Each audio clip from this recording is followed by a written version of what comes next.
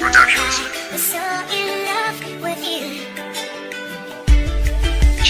Bago ang lahat ng sasabihin sa iyo, pwede bang pakibuksan ang puso at isipan mo? Habang nakikinig ka, sana nakangiti ka upang ang pagod sa magkapon mawala bigla. Ito pala yung kanta na aking ginawa. Simple lang ito, ngunit lahat ay magkatugma. Para bang kislap ng iyong mga mata at ng mga ngiti mong ubod ng ganda.